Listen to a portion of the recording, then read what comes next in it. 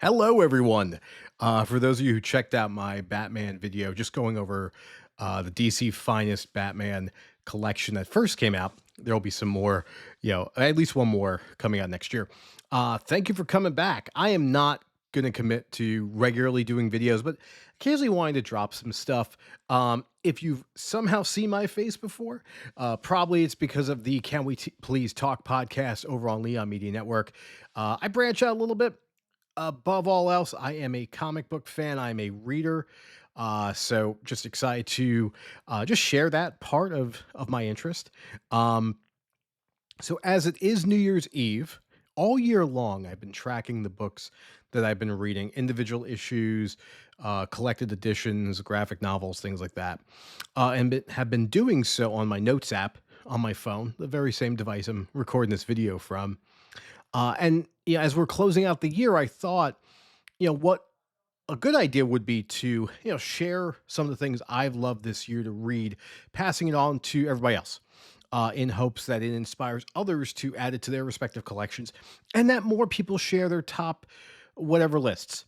I'm not going to say top 10 because I'm pretty sure there's more than 10 books here, but my goal here is to not take up too much time, but really rip through some really incredible stuff that I've been fortunate enough to read this year and just share it on with you all. No fancy graphics other than this cool library back here, which is actually my real background. So we're going to get started. So the first book I'm going to share out with you all, and it's one that many of people have talked about. I've taken forever to finally read it, but in 2024, I read beginning to end the Walt Simonson Thor collection, Thor, run, collected, of course, in this incredible omnibus. It's sealed actually, because I actually read it digitally. There may be some anti-digital people who watch this video. I apologize, but this was a phenomenal book. The omnibus, of course, collects Walt Simonson's entire run on Thor, at least this version. There are, if I remember that, I think Walt had done some work with the character previously, but this is the definitive work on Thor that many people cite as perhaps the best work on the character that's been done, at least prior to Jason Aaron. In addition to that book, obviously you have Balder the Brave, issues 1 through 4. That's also collected here as well. One thing I always love about Marvel's Omnibus collection is just the awesome covers on the back. You can get just a chance to see all these incredible books that are part of this collection. So haven't opened it yet, but read it digitally. And then, like in the digital version, the coloring obviously is something that is talked about often. I've complained about it in different groups. Some of you have done the same. I know the Marvel Masterworks version of this book, at least the first, I want to say 10 or 11 issues, maybe more, is actually the original print. So the original coloring and everything is there. It's also my shelf too. I think it's one shelf above where this video stops or cuts out. So that came in recently. I was excited for that too. So I swore I'd be shorter, but I'm going to ramble, I guess, sometimes because some of these books are just awesome. Next book I'm going to bring here, we're going to keep it in the Omnibus world for a little bit. I would recommend both of these, but I'm going to just have the second one here. This, of course, is Jonathan Hickman's run on Avengers and New Avengers. The culmination of this run is also something I'm going to share this year as one of my favorite things I've read. And you probably know what I'm talking about, but I'll hold on to the suspense till we reveal it later.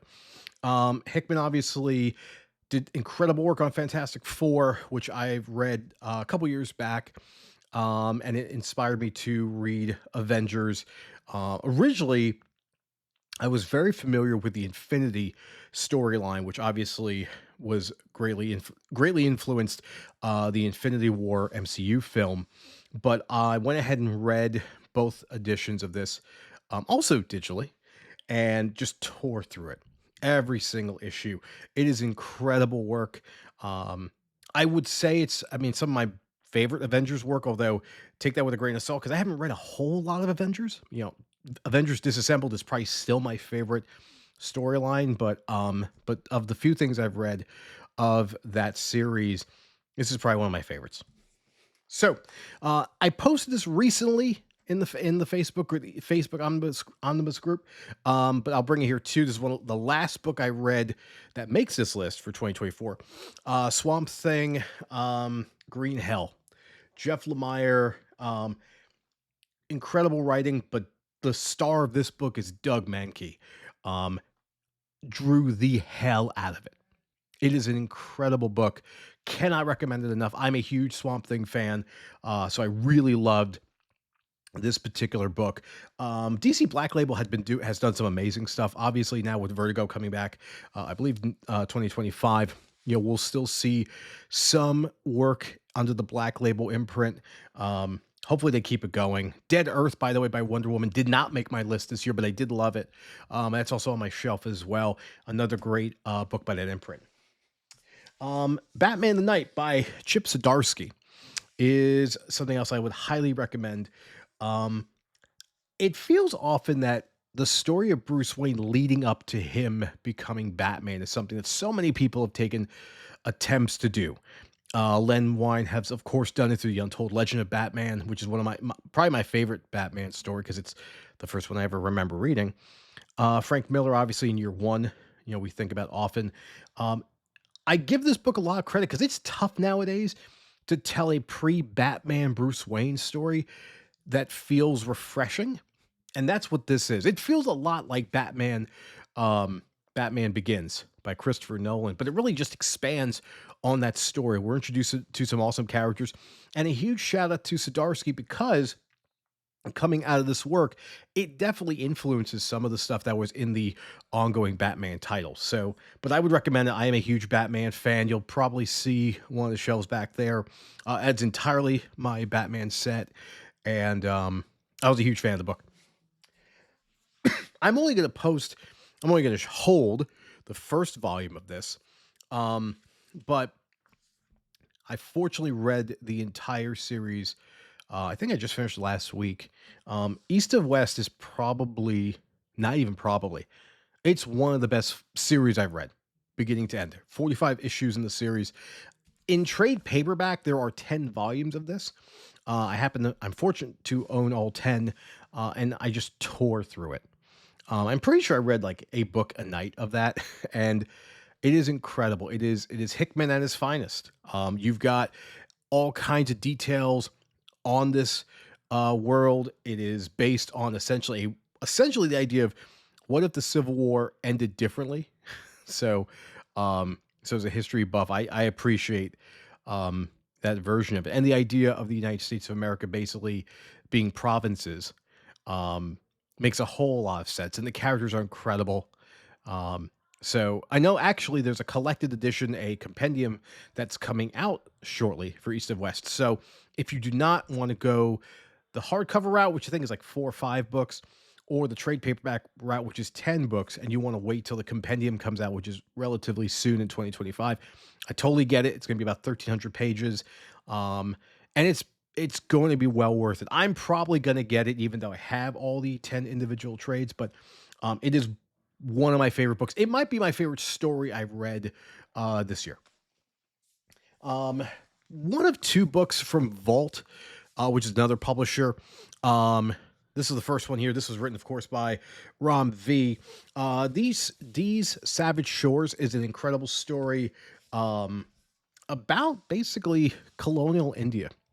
And the relationship between the English and the and Indians, actual Indians, not what Columbus found. But as an Indian myself, I connected really deeply with this book. I'm a huge fan of Ram V for obvious reasons, and it's an incredible work. The artwork is great, just from a quality paper standpoint, which when you're a reader you tend to kind of get used to.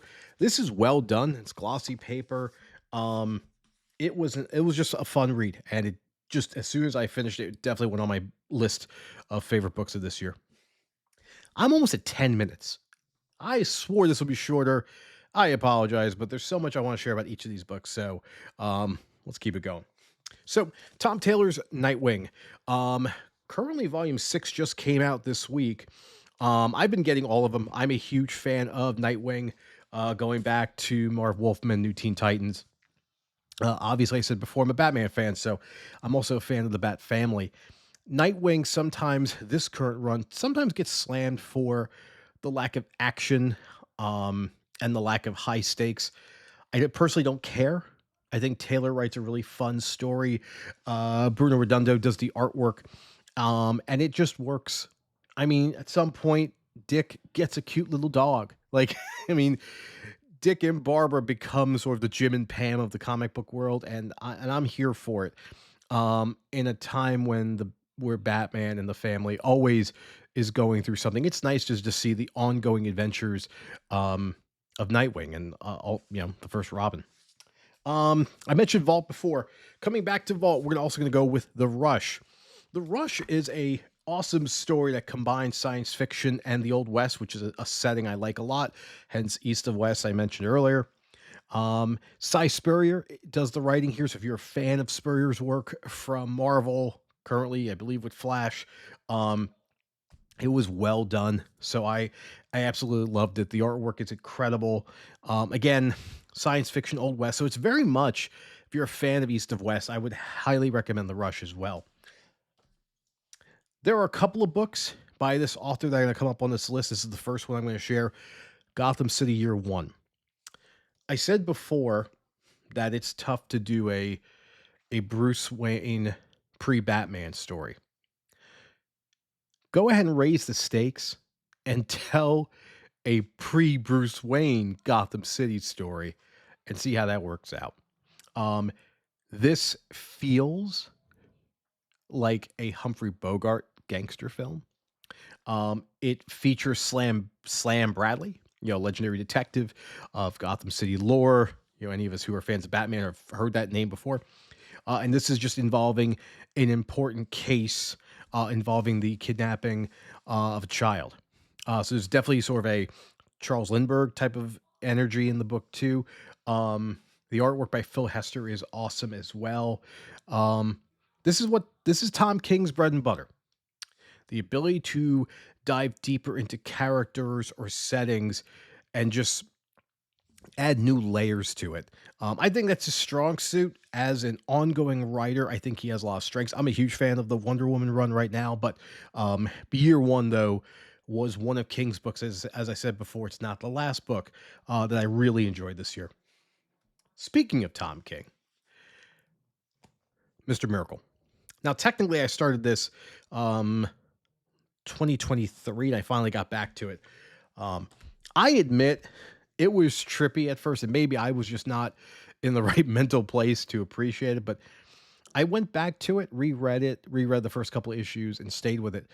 I'm a huge, um, I'm a big fan of the New Gods, from Jack Kirby to Jim Starlin, who did Death in the New Gods, leading into Final Crisis. So I've always been a fan. I have not read John Byrne's New Gods. I've heard great things, so I'm eventually going to get to it. Mr. Miracle's probably one of my favorite characters in DC. So having King do a just a deep dive on the character was awesome. His relationship with Barda, which is one of the best romances, or love stories in DC or maybe even comic books, is just on full display. And just the family relationships, because at the end of the day, we are talking about just children that have been just given up as part of a war treaty. And obviously, Mr. Miracle Scott comes to grips with that. And it's really well done from the standpoint of what is the mental toll of having grown up on Apocalypse, but knowing that your home was actually New Genesis. And there's so much more in this story. And if you are reading right now, Ram V's New Gods, it actually ties into King's Mr. Miracle really nicely. I talked about this book a little bit before I hinted at it. Secret Wars, I don't know. I could dedicate a whole episode. Episode? Is this going to be a series? I don't know. I could dedicate a very longer video to this single book. It is probably my favorite Marvel story. Um, it may also be the fact that I love Asad Ribic's artwork. I think it pairs perfectly with Hickman's story. It is the culmination of Jonathan Hickman's work from Fantastic Four through Avengers and New Avengers. Um, and it produces a incredible expansion of what we all saw with Secret Wars and Battle World, Beyonders. In Hickman's hands, everything just gets ratcheted up. Um, in some ways, this feels a little connected or tied to Crisis on Infinite Earths. Um, but it's a tighter narrative. And I'm a DC fan. I'm going to be honest with you on that. It is, I've read it. I've probably read this book at least 2 times this year. And I usually do a reread maybe every year, but within a few months, I had to go back and read it. It's an incredible story. I love Doctor Doom. I think it's may well be the best story of Doom and Reed that we've ever seen. And it did so much for Marvel Comics. What happens after, I think, as far as a publisher goes, is debatable, but the culmination of Hickman's work from Fantastic Four, Avengers to this is probably some of the best storytelling we've ever seen in Marvel, at least in this century. Speaking of Jonathan Hickman, Inferno is the last arc that he does in the X-Men Krakoa era. I'm a Hickman Krakoa fan. I'm going to get back into reading The Fall of X. I have it in trade. Rise of the Powers 10, Fall of the House of X, all that stuff. But House of X and Powers of 10, which is not on my list, I would recommend it as being one of the best X-Men stories I've ever read. From that point to Inferno is really Hickman's work. I have not read X of Swords. It's on my list for 2025. That's just so damn expensive to get in trade paperback right now. But Inferno is the swan song for Hickman's work on X-Men. And it ends perfectly. I loved how Moira's story is I don't even know what you want to call it. Rebooted, I guess. It's done perfectly. So I loved it. It's funny. Every time I touch the book, the camera shakes. Sorry about that. We're almost done, folks. We're going to come back to Tom King here. There seems to be a trend here. I got a couple of King books, a couple of Hickman books.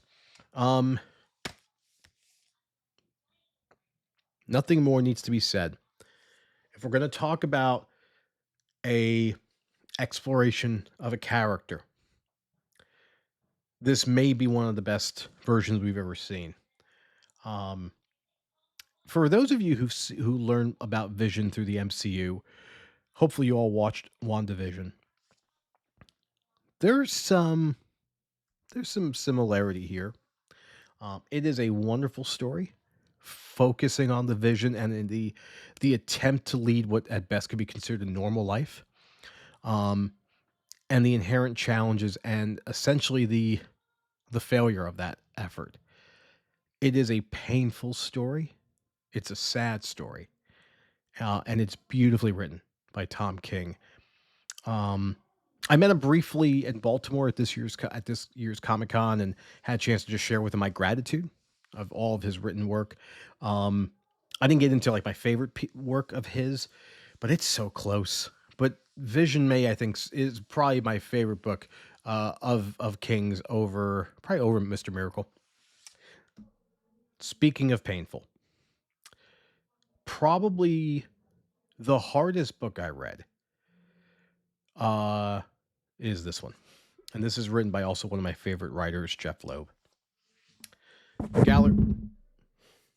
Terrible work on my part with this video.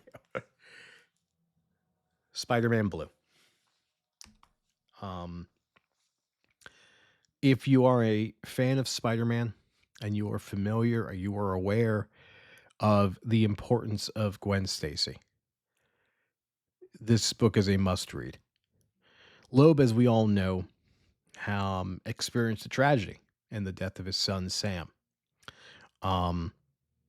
As of right now, I don't know if Sam passed away when Blue was being worked on, but Loeb has just done an amazing job of really just depth of writing.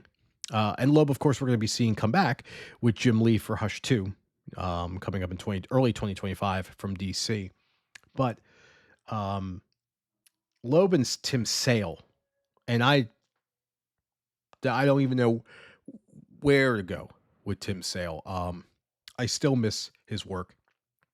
One of his covers is actually on my wall, and it will never come down. Um, in gallery form, you really appreciate Sale's artwork even more. I actually have in gallery form as well. Their work on Captain America. I may get the gallery set for Hulk Gray as well, which I have in like sort of the regular trade. Um, but as far as Spider-Man Blue goes, it is basically the story of Peter and Gwen. It doesn't end the way you think it does if you're thinking about sort of Harry Osborn, Green Goblin, the bridge. Um, we're not quite there. Uh, it's everything leading up to it, and it is so well done. It's a sad book, especially because I don't think, especially in 2024, I think we're so removed from how devastating, how important Gwen Stacy's death is in comic books, and this book provides that brightness that Gwen as a character brings to the Spider-Man stories. And it's especially sad because we know, for all any of us, I mean, even if you're not a Spider-Man fan, you know Gwen Stacy and what happened to her. And this book sort of takes us to the height of that relationship, knowing what we know is going to happen soon. And I read it. I wasn't sure what to expect, and I I am so glad I read it. Um, it's probably the saddest thing I've read from Jeff Loeb. And I've been mentioned Hush, obviously. Superman for All Seasons, which is probably my favorite book, probably ever. But this is probably the toughest book I read of his. Um, and of course, obviously, reading it, you just are reminded of Tim Sale's passing.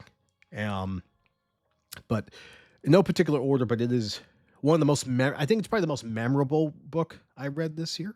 So that is the list. As you've been seeing me sort of put these on a pile, they're all sitting right over here. And it's quite a workout to try to lift these all up. Um, I will probably list this in the notes for this video. So if you just want to take a quick skim of the list, by all means do it. I'll probably also take a picture of it too. So if you're on the Omnibus Facebook group or DC or Marvel Comics various Facebook groups that I'm on, you'll see the picture as well. If you stuck around for this video, we're at 23 minutes.